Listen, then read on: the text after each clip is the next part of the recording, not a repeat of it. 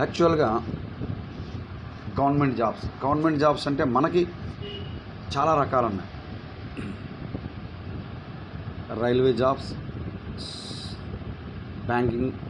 Bank jobs, మన తెలుగు పీపుల్కి వచ్చేసరికి groups, service commission, APPSC, group 1, group 2, అలాగా civil services, IAS, IPS, staff selection commission ద్వారా సెంట్రల్ గవర్నమెంట్లో చాలా రకాల డిపార్ట్మెంట్లో వివిధ రకాలైన పోస్టులు అందులో పెడుతూ ఉంటారు, నోటిఫికేషన్ ఇస్తూ ఉంటారు. సో వీటన్నిటికీ కూడా ప్రిపేర్ అవ్వాలి. ఎప్పుడు మనం డిసైడ్ అవ్వాలి ఏ జాబు?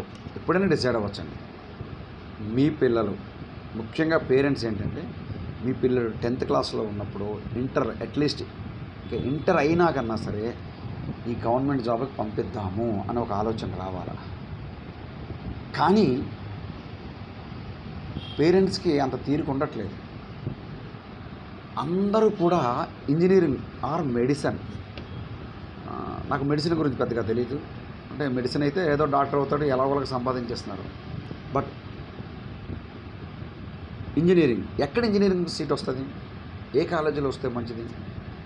ఈ మధ్యన ఒక 10 years 20 years నుంచి క్యాంపస్ సెలక్షన్స్. ఏంటి క్యాంపస్ సెలక్షన్స్? సిఆర్టీ, ఇవన్నీ కూడా సాఫ్ట్వేర్ రిలేటెడ్ కంపెనీస్ అంతే. దానికి వదిలేస్తున్నారు పిల్లల్ని. ఏదో జాబ్ వచ్చింది, క్యాంపస్ సెలక్షన్ అంటే బీఎస్సీ ఫైనల్ ఇయర్లో ఆర్ బీటెక్ 3rd year అయిన తర్వాత క్యాంపస్ సెలక్షన్స్ కంపెనీస్ వస్తే సెలెక్ట్ చేస్తున్నారు. 20 yearsకి జాబ్ వచ్చింది. ఆ ఒక జాబ్ వచ్చిందన్న ఒక ఏదో ఒక తెలియని ఆనందం అనకూడదు, ఒక తెలియని ఫీలింగ్తోని అమ్మయ్య జాబ్ వచ్చిందని, మంచి ఫ్యూచర్, అద్భుతమైన క్యాపబుల్ ఉన్న స్టూడెంట్స్ కూడా ఇలా వీటికి డైవర్ట్ అయ్యి వదిలేసుకుంటున్నారు. అలా గవర్నమెంట్ సెక్టార్లో మంచి కెరీర్. ఇక్కడ ఇంకో పాయింట్ ఏంటంటే, నేను ఇప్పుడు చెప్పబోయేదంతా గవర్నమెంట్ జాబ్స్ గురించే. ప్రైవేట్ జాబ్స్ గురించో, బిజినెస్ గురించో అది వేరే వాళ్ళు చెప్పుకుంటారు, మాకు తెలియదు. నేను గవర్నమెంట్ జాబ్స్ వల్ల ఒక middle class people, above middle class people or common people, government jobs అంటే చాలా క్రేజ్ ఉండేది, ఇప్పటికీ ఉంది. అది సక్సెస్ అవ్వలేక గవర్నమెంట్ జాబ్స్ గురించి నవ్వే డేస్ స్టూడెంట్స్ కంప్లీట్ అవ్వలేక, అంత పేషెన్స్ లేక, అంత వర్క్ చేయలేక, ప్రాపర్ ప్లానింగ్ లేక వదిలేసుకుంటున్నారు తప్ప these people have good stuff. Inter అయ్యేసరికి వాళ్ళ క్యాపబిలిటీ అద్భుతంగా ఉంటుంది. At the end of the day, అంటే ఇంజనీరింగ్ అయ్యేసరికో డిగ్రీ అయ్యేసరికో చూసుకునేసరికి అయిపోతుంది, ఆ క్యాపబిలిటీ తగ్గిపోతుంది. ఓల్డ్ కారణాలండి అవన్నీ, ఇప్పుడు మనం డిస్కస్ చేయలేం. సో ఏం చేస్తే గవర్నమెంట్ జాబ్ వస్తుంది? మంచి గవర్నమెంట్ జాబ్. అసలు ప్రైవేట్ జాబ్, ఈ సిఆర్టీలు, క్యాంపస్లు ఇవన్నీ ఏంటి అంటే, ఏమో నాకైతే ఐడియా లేదు. నాకు అసలు వద్దు అనుకుంటాను. నేనేం చేస్తానంటే, ఒకవేళ మా అమ్మాయికి కానీ లేకపోతే మా మేనల్లుడికి కానీ నాకు బాగా క్లోజ్ రిలేటివ్స్ ఎవరైనా ఉంటే, ₹1,00,000 ఈ క్యాంపస్ సెలక్షన్స్ కానీ ప్రైవేట్ జాబ్ వస్తానంటే, ఒక 40,000తో గవర్నమెంట్ జాబ్ అంటే గవర్నమెంట్ జాబ్కే పంపించేస్తాను. ఎవరైనా అంతేనండి. సో మనం అటువైపుగా గవర్నమెంట్ జాబ్స్, మన పిల్లలు, మన స్టూడెంట్స్ గవర్నమెంట్ జాబ్లో సక్సెస్ అయ్యేటట్టుగా ఆ కాంపిటేటివ్ ఎగ్జామ్స్ ప్రిపేర్ చేసి అందులో సక్సెస్ అయ్యేటట్టుగా మనం తయారు చేయాలి. అంతేగాని వాళ్ళ మానటానికి వాళ్ళని వదిలేస్తున్నారు. కంప్లీట్గా రాంగ్ గైడెన్స్లో వెళ్తున్నారండి. వాళ్ళని మోటివేట్ చేసి గవర్నమెంట్ జాబ్స్ వల్ల అడ్వాంటేజ్ ఏంటి, కాంపిటేటివ్ ఎగ్జామ్స్ ఎలా ప్రిపేర్ అవ్వాలి అన్న కౌన్సిలింగ్ కానీ, మంచి గైడెన్స్ కానీ ఇచ్చే క్లైమేటు ఈ ఇంజనీరింగ్ కాలేజెస్లో కానీ, even degree normal BSc, BCom, BA degree కాలేజెస్లో కానీ ప్రజెంట్ లేదు. ఇది చాలా చాలా మరి రాంగ్ ఇండికేషన్ కదండి నెక్స్ట్ ఫ్యూచర్కి. అందుకనే మీరు అబ్జర్వ్ చేస్తారో లేదో, నేషనల్ వైడ్ కాంపిటేటివ్ ఎగ్జామ్స్ ఉంటుంది. స్టాఫ్ సెలక్షన్ కమిషన్, ఎస్ఎస్సి కానీ, బ్యాంక్ ఎగ్జామ్స్. మళ్ళీ బ్యాంక్ ఎగ్జామ్స్ అంటే బ్యాంక్ క్లరికల్ కాదు, bank POs officers, civil services. Staff సెలక్షన్లో చాలా రకాల డిపార్ట్మెంట్స్ ఉంటాయి. ఇది మన తెలుగు రాష్ట్రాల వాళ్ళు తక్కువ సెలెక్ట్ అవుతున్నారు. ఒకవేళ సెలెక్ట్ అవుతున్నారు అంటే హైదరాబాద్ సిటీ పరిధిలోనే సెలెక్ట్ అయిన వాళ్ళు అవుట్ ఆఫ్ 23 డిస్ట్రిక్ట్స్ ఆఫ్ ఇంతకుముందు అన్డివైడెడ్ ఏపీ తీసుకుంటే మేజర్ 90-80% సెలెక్ట్ అయిన వాళ్ళలో ఓన్లీ హైదరాబాద్. ఇంకా అడపా అక్కడక్కడ రేర్ అకేషన్స్లో చాలా చాలా సంవత్సరాలకు ఒకసారి. ఓన్లీ థింగ్ ఈజ్ పేరెంట్స్ కానీ ఈ కాలేజీ లెక్చరర్స్ కానీ ఎవరైతే కాలేజీ రన్ చేస్తారో హెడ్స్ కానీ మరి వాళ్ళు ఎందుకు ప్రాపర్ సరైన గైడెన్స్ ఇవ్వట్లేదు పిల్లలకి ఇలాంటి ఎగ్జామ్స్కి. First point. మోర్ దాన్ 80% 90% ఇవ్వడం లేదు, పట్టించుకోవట్లేదు. ఇక కొంతమంది ఇస్తున్నారు. కొంతమంది గ్రూప్స్ కొట్టాలి, మా అబ్బాయి ఎస్ఐ కానిస్టేబుల్ పోలీస్ ఆఫీసర్ అవ్వాలి, ఎస్ఐ అవ్వాలి, లేదు బ్యాంక్ ఆఫీసర్ అవ్వాలి, లేదు సివిల్ సర్వీసెస్ సెలెక్ట్ అవ్వాలి అని కొంతమంది ఉంటున్నారు. అటువైపు ఆలోచిస్తున్నారు, అటువైపే అంటున్నారు. కానీ కరెక్ట్గా మనం వెళ్తున్నామా? ఇంకా అటువైపు పంపించాలి మీ పిల్లల్ని, అటువైపు వెళ్ళాలి అని మీ స్టూడెంట్స్ మీకు ఆలోచన వచ్చినప్పుడు దానికి తగ్గట్టుగా మనం తయారవుతున్నామా, ఆ క్లైమేట్లోనే ఉంటున్నామా అన్నది ఒకసారి ఆలోచించాలి. ఎటువంటి కాంపిటేటివ్ అనుభవం లేకుండా, ఎటువంటి కాంపిటేటివ్ ఎగ్జామ్స్ మీద ఎటువంటి అవగాహన లేకుండా మనం ఏం చేస్తున్నామంటే సివిల్ సర్వీసెస్ ఏకంగా తప్పులేదు, మనము మన గోల్ని మంచి పొజిషన్లో లేదా టార్గెట్ అద్భుతమైన టార్గెట్ డిసైడ్ చేయడంలో నో రాంగ్ ఇన్ ఇట్. కానీ మనం ఏంటి, అసలు మన బేసిక్స్ ఏంటి, మనం ఎలా చదువుతున్నాం, ఎలా దేనికి సూట్ అవుతాం. The most important thing here is అసలు whether this guy or this girl or compete మిగతా స్టూడెంట్స్తో కానీ లేదా ఆ ఎగ్జామ్స్కి వీళ్ళు సెట్ అవుతారా అవ్వరా అన్నది టెస్ట్ చేయకుండా, అదే మీరు 10th క్లాస్ నుంచో ఇంటర్ నుంచో వీళ్ళకి ట్రైనింగ్ ఇస్తే టెస్ట్ చేయట్లేదు, మనకి డిగ్రీ అయ్యేలోపు తెలిసిపోద్ది. సడన్గా డిగ్రీ ఇంజనీరింగ్ అయిపోయిన తర్వాత సివిల్స్కి అక్కడ పంపించేస్తున్నాం, గ్రూప్స్కి హైదరాబాద్ పంపించేద్దాం లేదా బెంగళూరు పంపించేద్దాం అంటారు. అసలు ఎన్నాళ్ళు ఈ 3 years గ్రాడ్యుయేషన్ కానీ బీటెక్లో 4 years కానీ ఏం చేశాడు, వీడి మైండ్ని ఎంతవరకు వీడు కాపాడుకుంటూ వచ్చాడు, వాడి ఐక్యూ పవర్, వాడి గ్రాస్పింగ్ పవర్ని, ఇవన్నీ ఆలోచించకుండా పంపించేస్తున్నారు.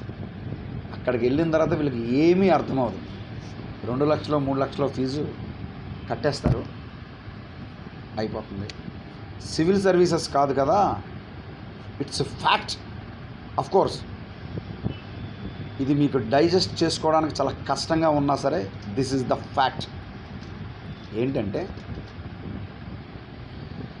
ఇంత 3 లక్షలు చాలా హైగా ఎక్స్పెక్టేషన్స్ పెట్టుకొని సివిల్స్ కోచింగ్ అక్కడికి ఇక్కడికి వెళ్ళి 6 నెలల్లోనూ 3 నెలల్లోనూ అయితే మహా అయితే 1 year అడ్జస్ట్ అవ్వలేక ఏమీ నేర్చుకోలేక వెనక్కి వచ్చేస్తున్నారు. ఇందులో మళ్ళీ ఇలా వెనక్కి వచ్చిన వాళ్ళలో మోర్ దాన్ 90% అట్లీస్ట్ ఏ గవర్నమెంట్ జాబ్ కూడా సెలెక్ట్ అవ్వకుండా అలా ఉండిపోతున్నారు. ఎందువల్లండి? నేనైతే కంప్లీట్ బ్లేమ్ అంతా కూడా పేరెంట్స్ మీద పడేస్తున్నాను. ఎవరు రెస్పాన్సిబిలిటీ తీసుకుంటారు దీనికి? పేరెంట్సే తీసుకోవాలి. ఇంకెవరు తీసుకుంటారు? ఎక్కడికి వెళ్తున్నాడు, ఏం చదువుతున్నాడు, ఏం చేస్తున్నాడు, వారానికి ఒకసారి అట్లీస్ట్ నెలకు 2 సార్లు వారితో కూర్చుని డిస్కస్ చేసుకుని సొసైటీలో ఏమున్నాయి, ఎవరున్నారు, ఏం చేస్తున్నారు, ఎవరు మనకి కరెక్ట్ గైడెన్స్ ఇస్తారు, ఒకసారి వెళ్ళి మాట్లాడితే కూర్చుంటే తప్పే ఉందండి. అసలు వాడిని టెస్ట్ చేయించాలి కదండి. కుర్రవాడు దేనికి ఉపయోగపడతాడు? ఎందువల్లంటే మీరు 10th నుంచో ఇంటర్ నుంచో కాంపిటేటివ్ మీద ఫోకస్ చేయట్లేదు. డిగ్రీ ఫైనల్ ఇయర్ అయ్యాకో బీటెక్ ఇంజనీరింగ్ అయిన తర్వాత మీకు ఐడియా వస్తుంది. పోనీ అప్పుడు టెస్ట్ చేయించండి వాడిని. ఎలా డయాగ్నోస్ చేయాలి?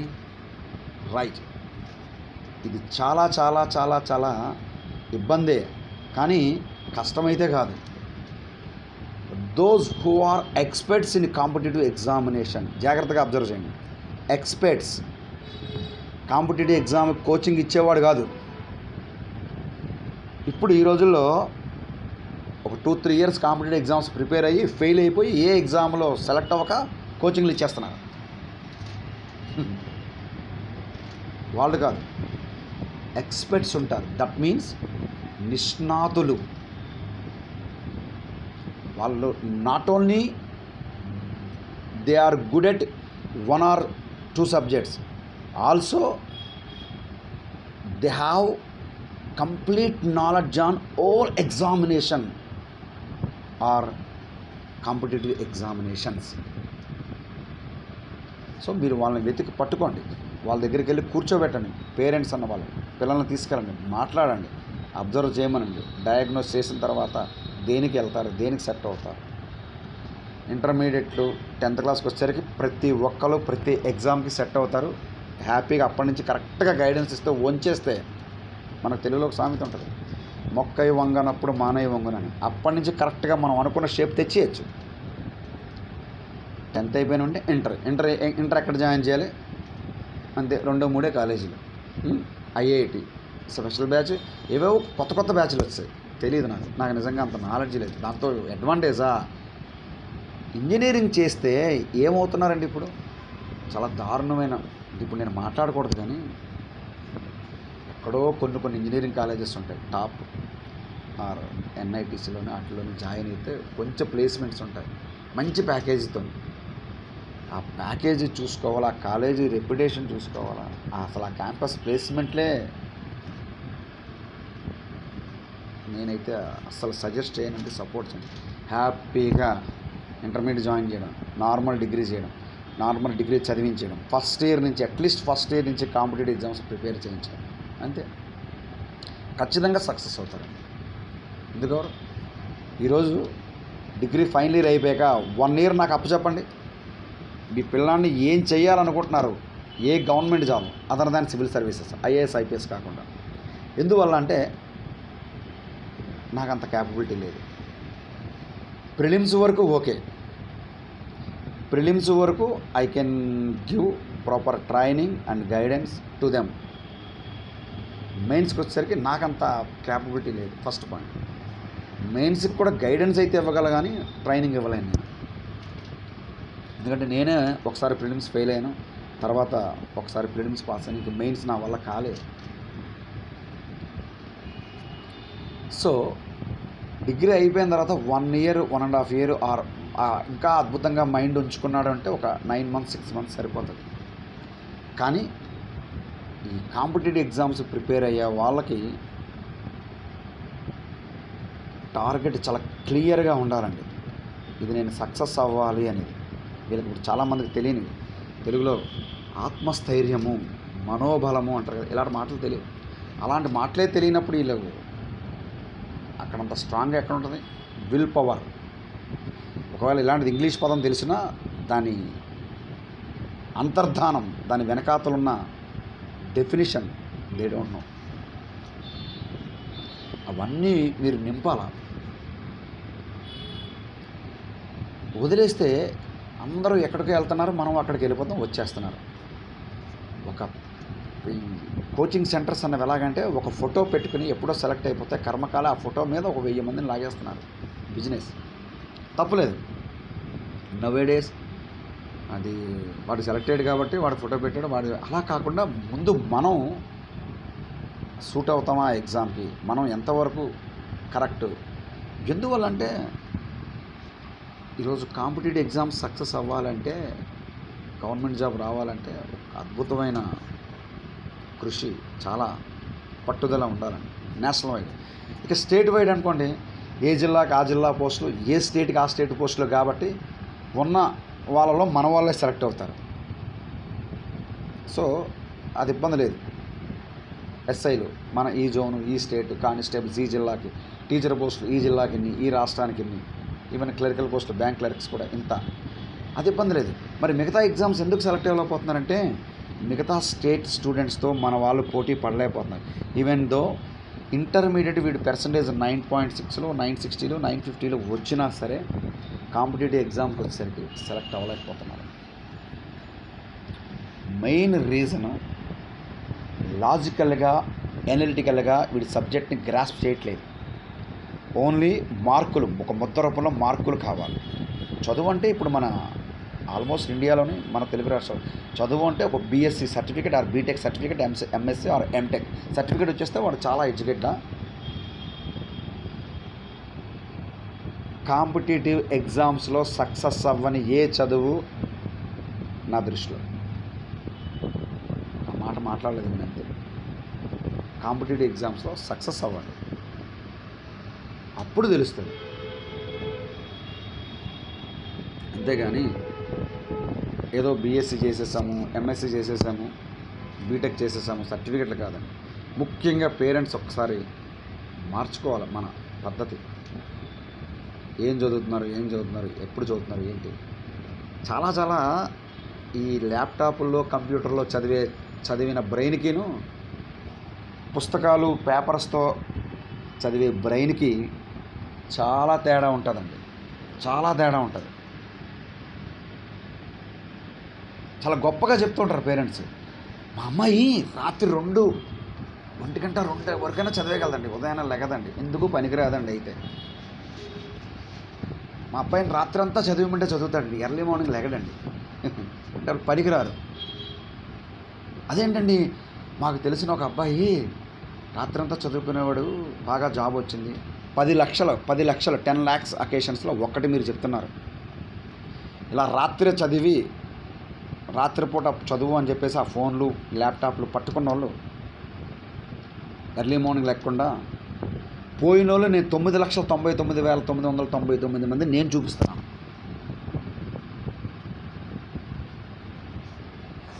కాంపిటేటివ్ ఎగ్జామ్ ప్రిపేర్ అవ్వాలి, మనం మంచి జాబ్ కొట్టేయాలి. కాంపిటేటివ్ ప్రిపేర్ అవుతున్న డెకరేషన్ ఇస్తున్నాం. ఎర్లీ మార్నింగ్ 5 లేచి స్టార్ట్ చేయట్లేదు ఎడ్యుకేషన్. చదవండి, రాత్రి 8:30 9కి ఆపేయండి, చదువు ఆపేయండి, ఎర్లీ మార్నింగ్ లేచి చదవండి. ప్రింట్ అయిపోద్దండి. 20 సంవత్సరాలు 25 సంవత్సరాలు చదువుకున్న చదువు ఇక్కడ కాంపిటేటివ్ ఎగ్జామ్స్ ప్రింట్ అయిపోద్ది ఎర్లీ మార్నింగ్ లేచి చదివితే.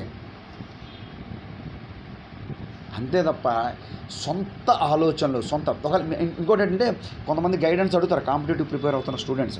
చెప్తాము, నచ్చదు వాళ్ళకి. నచ్చినా నచ్చకపోయినా సక్సెస్ ఇచ్చే గైడెన్స్ మాత్రమే మేము ఇవ్వగలం. నీకు నచ్చకపోతే చదువుకెందుకు? చదువుకు నువ్వు నచ్చాలా, నీకు చదువు నచ్చడం కాదు. ఇలా చేస్తేనే కాంపిటేటివ్ ఎగ్జామ్లో సక్సెస్ అవుతాం అన్న విషయం తెలుస్తుంది. అదే ఇస్తాం ప్రాపర్ గైడెన్స్. ఎర్లీ మార్నింగ్ లేచి నువ్వు 2-3 years చదివింది రాత్రంతా 10 గంటలు చదివినా అంత గ్యాదర్ చేయలేవు, నీ మైండ్కి అంత క్యాపబిలిటీ ఉండదు. ఇది నేను చెప్పిన మాట కాదండి, ఇట్స్ ఫ్యాక్ట్, న్యాచురల్ ట్రూత్. అది సృష్టి మనకిచ్చిన ఆ పవర్ అంతే. ఎర్లీ మార్నింగ్ చదవాలి, డే టైం చదవండి. కొత్తగా ఫోనుల్లో డౌన్లోడ్ చేసుకోవడం, ల్యాప్టాప్ల్లో చదవడం, ఇప్పుడంతా ఆన్లైన్ అయిపోయింది కదండి, ఇంక మనం కూడా మారాలి అంటూ ఉంటారు. అదే చేస్తాను. ఎంత ఆన్లైన్ అయినా ప్రతిదీ పుస్తకంతో మనం చదివి మన మైండ్లోకి ఎక్కిన నాలెడ్జి, ఆ ఎనలిటికల్ పవర్ వేరు. కంప్యూటర్, ఈ టీవీలోని ఫోనులు, ట్యాబులు, ల్యాప్టాప్లు, కంప్యూటర్లో వీటిలోంచి డౌన్లోడ్ చేసుకుని అవి ఇలా చూసుకుంటూ చదివితే అది మన మైండ్లోకి ఎక్కే పవర్ వేరు. చాలా తేడా ఉంటుంది, అది కంపేర్ చేయలేనంత తేడా ఉంటుంది. టెస్ట్ చేసుకోండి కావాలంటే. నేను రెడీ, టెస్ట్కి నేను రెడీ. కాంపిటేటివ్ ప్రిపేర్ అవుతున్న మొత్తం స్టూడెంట్స్కి అందరికీ నేను చెప్పేది ఒకటే, ప్రతిరోజు డెవలప్ అవ్వాలి, ప్రతిరోజు ఎంతో కొంత నేర్చుకోవాలి. ఏం నేర్చుకున్నారండి? లాక్డౌన్ అని 5-6 నెలలు 7 నెలలు ఇంచుమించు కరోనా అని ఖాళీగానే ఇంట్లో ఉన్నారు కదా, బయటకు వెళ్ళకుండా. ఏమైనా చదువుకున్నారా? ఏమైనా డెవలప్ అయ్యారా? నథింగ్. చూద్దాంలే, కరోనా అయిపోయి నోటిఫికేషన్ పడినాయి.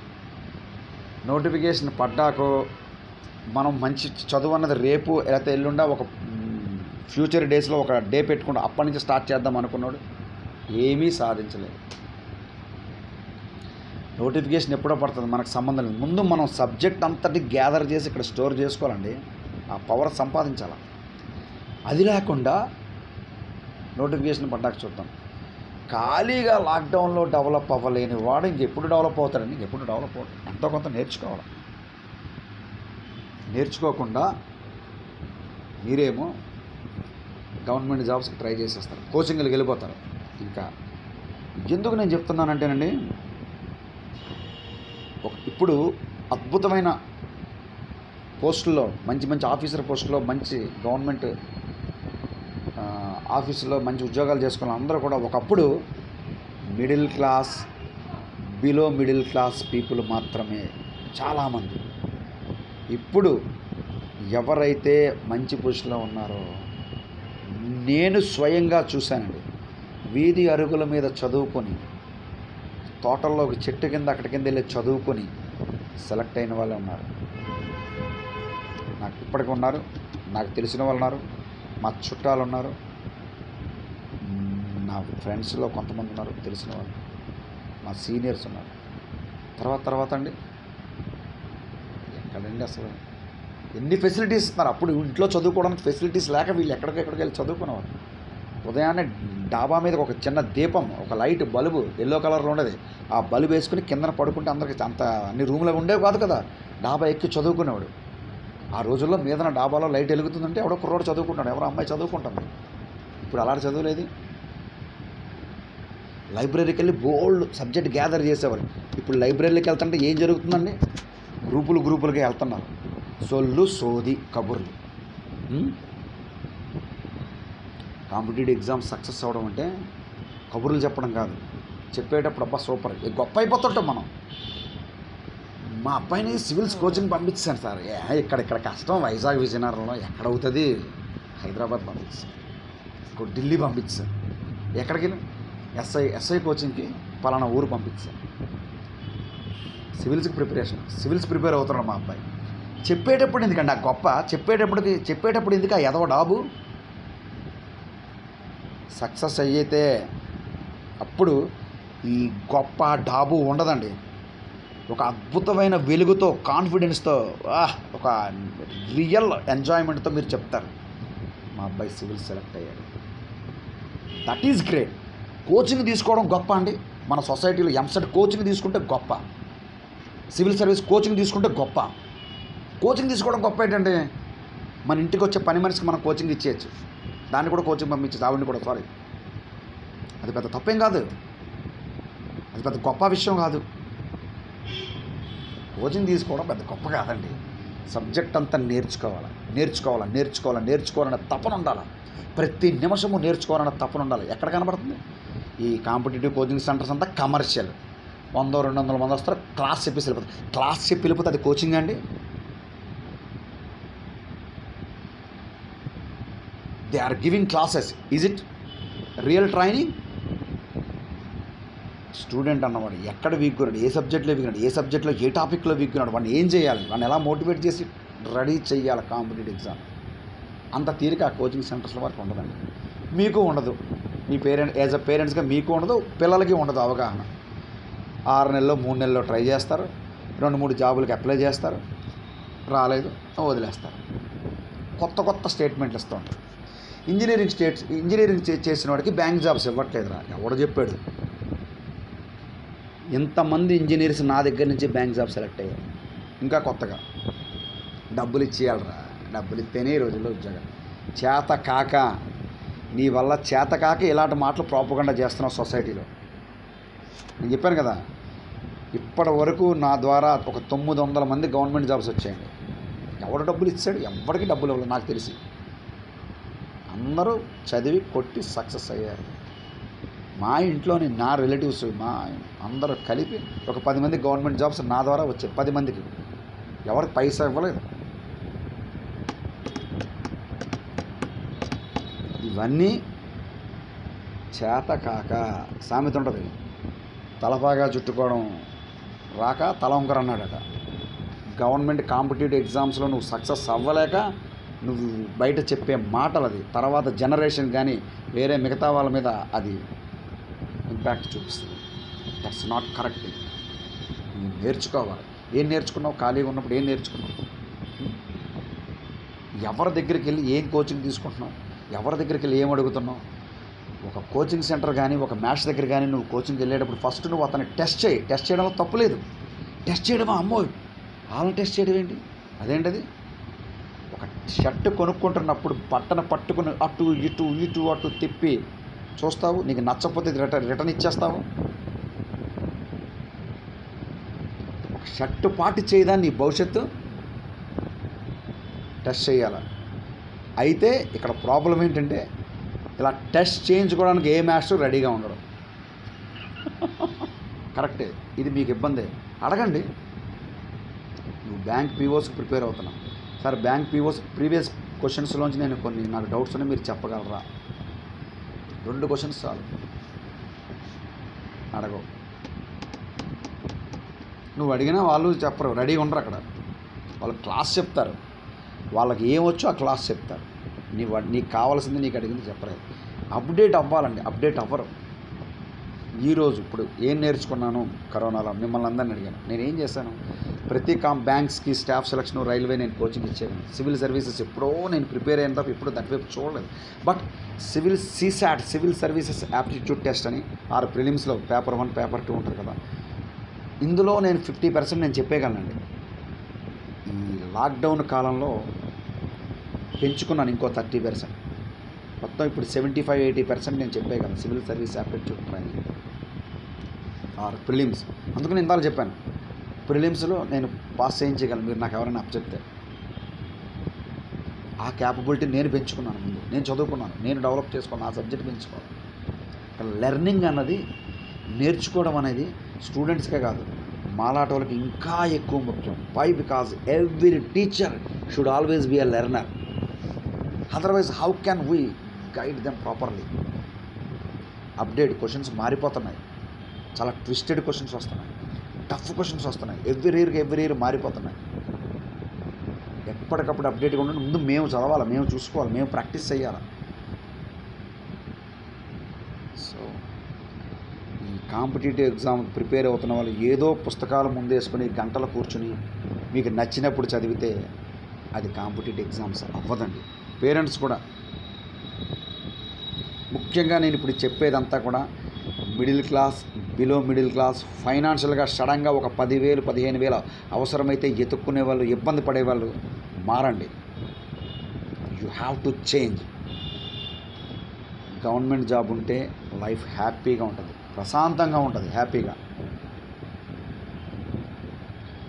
ఏం చేయాలి, ఎలా చదవాలి, ఏంటి అన్నది ప్రాపర్ గైడెన్స్ ఎక్స్పర్ట్స్ని అడగండి. ఎవర్రా బాబు మరి ఎక్స్పర్ట్స్ ఎక్కడ దొరుకుతారు? అది నీ విజ్ఞతకు వదిలేసాం, మేమేం చేయలేము. అది నేను ఎక్స్పర్ట్ ఏంటంటే నువ్వు యాక్సెప్ట్ చేస్తావా? నాకు తెలుసు కాంపిటేటివ్ ఎగ్జామ్స్ ఎలా ప్రిపేర్ అవ్వాలి, ఏం చేస్తే సక్సెస్ వస్తుంది, అదొక్కటే తెలియడం కాదు, సబ్జెక్ట్ కూడా నేను ఎక్స్ప్లెయిన్ చేయగలను. I can give proper training to your children. At the same time I can compete with anybody. కొన్ని సబ్జెక్టులు ఉంటాయి, యాప్టిట్యూడ్ అని, రీజనింగ్, అర్థమెటిక్. నాకన్నా ఎవరైనా బాగా చెప్తారా అని ఎదుగుతుంటాను. చెప్తే వాళ్ళ దగ్గర నేర్చుకుంటాను. నాకేమీ ఇబ్బంది లేదు. ఇందాకలే చెప్పాను, still I am a learner. నేను నేర్చుకోవడానికే ఇష్టపడతాను. 2 నాకు ఇష్టం అండి. నేర్చుకోవడం, నాకున్న సబ్జెక్టు నేర్పడం, ఇష్టంగా నేర్పడం, ఏదో క్లాస్ చెప్పుకెళ్ళిపోవడం కాదు. ఒక్కటే, మీకు గవర్నమెంట్ జాబ్ రావాలన్నా, పేరెంట్స్ మీ పిల్లలకి గవర్నమెంట్ జాబ్ రావాలన్నా ముందు మీ ఆలోచన ధోరణి, వే ఆఫ్ థింకింగ్ మారాలి. ఇంజనీరింగ్ చేసేసి ఎక్కడెక్కడికో పంపించేసి క్యాంపస్లో అటు ఇటు వాళ్ళ గురించి నేను మాట్లాడలేదు, నాకు సంబంధం లేదు. ఎందుకంటే నా ప్రొఫెషన్ అది కాదు. అటువైపు ఆలోచించను. ప్రైవేట్ జాబ్ అంటే నేను వద్దనేస్తాను, ₹1,00,000 జాబ్ నేను వద్దనేస్తాను. 40,000-50,000తో హ్యాపీగా ఇక్కడ జాబ్ వచ్చాను. నేను నా ప్రొఫెషన్ ఇది. సబ్జెక్ట్ అంతా చదువుకుని, పుస్తకాలు పేపర్లు అంతా చదువుకుని, దానికి తగ్గట్టుగా కాంపిటేటివ్ ఎగ్జామ్స్ ప్రిపేర్ చేయడమే నా పని. If you are really interested, ఒకసారి నాకు అప్పచెప్పండి. మీ పిల్లల్ని కానీ, మీ రిలేటివ్స్ కానీ, మీకు తెలిసిన వాళ్ళకి, మీకు బాగా కావాలనుకున్నాను. ఎందుకు ఫెయిల్ అవుతారో నేను చూస్తాను. అయితే విత్ ఇన్ ఏ వీక్ నేను చెప్పేస్తాను, వాడు కాంపిటేటివ్ ఎగ్జామ్స్ ప్రిపేర్ అవుతాడా, ఆ అమ్మాయి కాంపిటేటివ్ ఎగ్జామ్స్ సక్సెస్ అవ్వగలదా లేదా, విత్ ఇన్ 1 వీక్ ఆర్ 10 డేస్లో నేను చెప్పేస్తాను. ఇక్కడ సక్సెస్ అవ్వకపోవడం అంటూ జరగదండి. బద్ధకం పెరిగిపోయింది, ఎలా చదవాలో తెలియదు. ఇంతే చదువుకుని చాలా ఎక్కువ చదివిస్తామనుకుని ఫీల్ అయిపోయే వాళ్ళు కొంతమంది. ఇంత 100 బిట్లో 1000 బిట్లో వాళ్ళకి వచ్చేస్తే జీకే, జనరల్ స్టడీస్ చాలా ఎక్కువ నేర్చేసుకున్నామని ఒక వాళ్ళ ఫీలింగ్. ఎక్కడికో కోచింగ్ వెళ్ళిపోతే ఏదో కోచింగ్ వెళ్ళిపోతే సాధించడం కాదండి. ఎగ్జామ్లో సెలెక్ట్ అవ్వండి, అప్పుడు తెలుస్తుంది మన క్యాపబిలిటీ ఏంటి అని. అంతే తప్ప ఉత్తినే కాంపిటేటివ్ ఎగ్జామ్స్లో సక్సెస్ అయిపోరండి ఎవరు. చాలా చాలా ప్రయత్నం చేయాలి.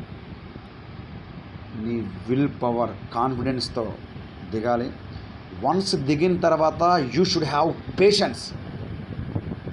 సహనం లేకుండా 1 నెల 2 నెలల్లో జాబులు వచ్చేవండి. కొంతమంది వస్తారు, జాయిన్ అవుతారు నా దగ్గర. ఈరోజు జాయిన్ అయితే రేపే ఆడికి బ్యాంక్లో పంపించాలి, ఎక్కడికి వచ్చేస్తుంది job. You should have patience. You have to wait some time. నీ ప్రిపరేషన్ నీకే తెలుస్తుంది.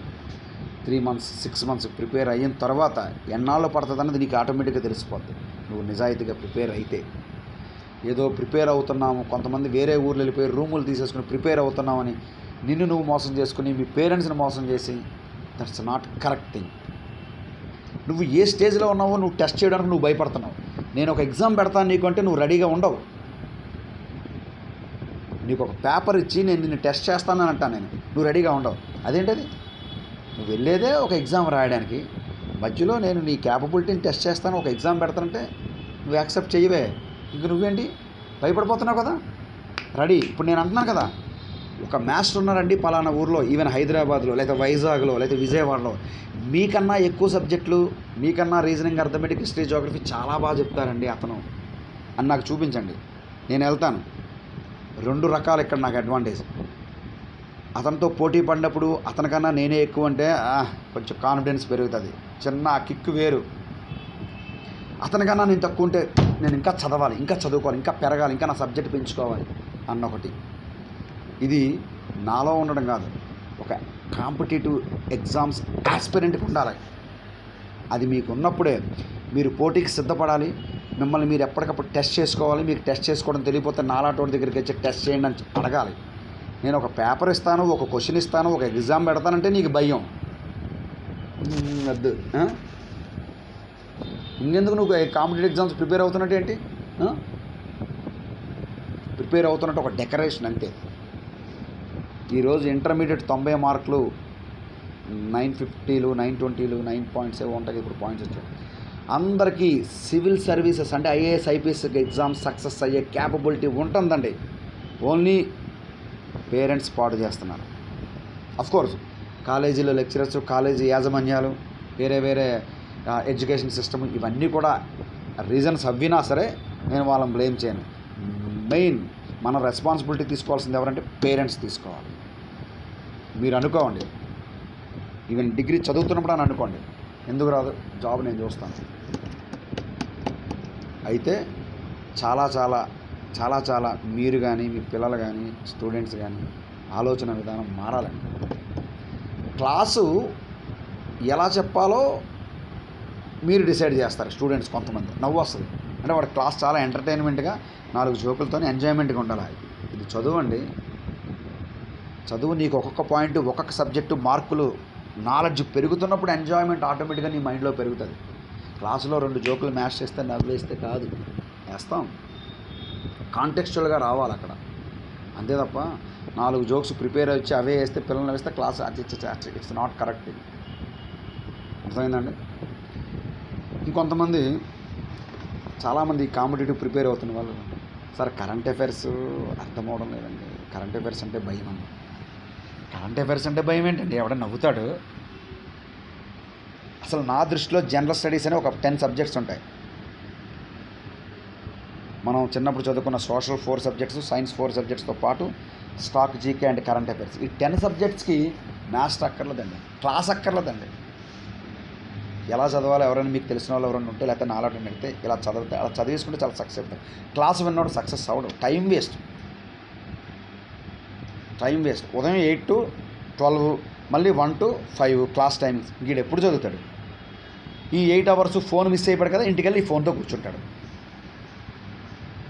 అన్ని గంటల కోచింగ్ తప్పు. రోజుకు 2 or 3 hours ఆ ఎగ్జామ్ బట్టి. కొన్ని ఎగ్జామ్స్కి 2 hours సరిపోద్ది, కొన్ని ఎగ్జామ్స్కి 3 hours సరిపోద్ది పెర్ డే. మిగతా టైం అంతా చదువుకోవాలి. ఆ క్లాస్లో ఆ రోజు ఏం జరిగిందో అది ప్రాక్టీస్ చేసుకోవాలి. అంతే తప్ప మీరు 10,000 ఫీజు కట్టారు కదా అని రోజుకి 10 గంటల కోచింగ్ మేము ఇవ్వాలా? ఆ లెక్కన ఇచ్చేవాళ్ళు కూడా ఉన్నారు. మనకు డబ్బులు కట్టేస్తున్నారు, ఎక్కువ గంటలు చెప్తాయని. ఇది స్టూడెంట్స్కి లాస్. అది మీకు తెలియాలి. అది మీకు తెలియకపోతే ఎలాగండి? కరెంట్ అఫైర్స్ క్లాసులు వెయిట్ చేసేవాడు, ఈవెన్ జనరల్ స్టడీస్ కూడా క్లాసులు వెయిట్ చేసేవాడు, సక్సెస్ అవ్వలేడు. ఒక్కసారి సివిల్స్లో గ్రూప్ 1 గ్రూప్ 2లో లేకపోతే ఎస్ఐ ఎగ్జామ్లో సక్సెస్ అయ్యి ఈవెన్ టీచర్ డిఎస్సి రాసి టీచర్ జాబ్ సంపాదించిన అడగండి. వాడు కోచింగ్ తీసుకున్న సంవత్సరం 90%, మోర్ దాన్ 90% కోచింగ్ తీసుకున్న సంవత్సరం వాడికి జాబ్ రాలేదు. తర్వాత వాడికి అర్థమైపోయి కూర్చుని చదువుకుంటేనే నాకు వస్తుంది ఇలాంటి జాబ్స్ అని చెప్పేసి గంటలు కూర్చుని చదువుకున్నాక సక్సెస్ అయ్యారు. ఆ చదువుకున్నాక వాడికి అర్థమవుతుంది ఆ క్లాస్లో చెప్పిన దానికి మనం చదువుకున్నది ఎక్కువ మనకు వచ్చింది అని. కొంతమంది కోచింగ్ ఇస్తారండి, ఎగ్జామ్లో వచ్చే క్వశ్చన్స్కి వీడు చెప్పే క్లాస్కి సంబంధం ఏమి ఉండదు. ఒక క్లాస్ అయిపోవాలి అంతే అయిపోయింది. మీకు కూడా ఆ డ్రామా నడిచేయాలి. ఒక 5,000 10,000 15,000 ఫీజు కట్టారు కదా, ఒక 2-3 అవర్స్ 4 అవర్స్ 5 అవర్స్ అక్కడ ఒక మ్యాచ్ వచ్చి ఏదో అరిచేసి వెళ్ళిపోతుంది. మీరేం చదవరు, తప్పది. కోచింగ్ క్లాసెస్ అంటే డైలీ 2 అవర్స్ ఆర్ కొన్ని ఎగ్జామ్స్కి 3 అవర్స్ సరిపోదు. మిగతా టైం అంతా మనం చదువుకోవాలి. అలాగే ఎప్పటికి సిలబస్ అయితే అప్పటికే బెటర్, అప్పుడు సబ్జెక్ట్ గెయిన్ అవుతుంది. దీనికి వేరే లాజికల్ పాయింట్ కూడా ఉంటుంది. నువ్వు క్లాసెస్కి వెళ్తున్నప్పుడే కొంత పుస్తకం చూస్తావు, అయిపోయిందంటే 90% వదిలేస్తారు. ఇంకా ఆ తర్వాత పుస్తకం పట్టుకుని చదువుకుని ప్రిపేర్ అయినోడికి జాబ్ వస్తుంది. రెగ్యులర్గా ఎగ్జామ్స్ ఇవన్నీ చేస్తాం. If you want any guidance or any doubts call to me and talk to me. My number is 7989783209. చూసుకోండి, మీరు కాంపిటేటివ్ ఎగ్జామ్ పనికొస్తారా పనికిరారా ముందు ఒక్కసారి టెస్ట్ చేసుకోండి. ఆ డయాగ్నోస్ ఎక్కడ చేసుకోవాలంటే నా దగ్గరికి వస్తే నేను చేసేస్తాను. ప్రిపేర్ అవుతున్న వాళ్ళు, ఆల్రెడీ డిగ్రీ అయిపోయి మేము కాంపిటేటివ్ ఎగ్జామ్స్ ప్రిపేర్ అవుతున్నామన్న ఒక ఫీలింగ్తో ఉన్నవాళ్ళు, ఏంటి మీరు చేస్తున్న ఫాల్టు, మీరు ఏ దారిలో వెళ్తున్నారన్నది నేను చెప్పేస్తాను. ఓకేనా? మరొకసారి చెప్తున్నాను, ఇది గవర్నమెంట్ జాబ్స్ అంటే ఇష్టపడే వాళ్ళకు మాత్రమే నచ్చుతుంది, మిగతా వాళ్ళకి నచ్చదు. ఎలా ప్రిపేర్ అవ్వాలి, ఏం చేస్తే జాబ్ వస్తుంది, ఇలాంటి డౌట్స్ ఏమైనా ఉంటే కాల్ చేయండి, చక్కగా నేను చెప్తాను ప్రాపర్గా. ఓకే, ఇందులో ఎవరిని ఇబ్బంది పెట్టే మాటలైతే మాట్లాడలేదు. మీకు నచ్చిన పాయింట్ మీరు పాజిటివ్గా తీసుకుంటే చాలా పాయింట్స్ మీకు తెలుస్తాయి. Okay, thank you.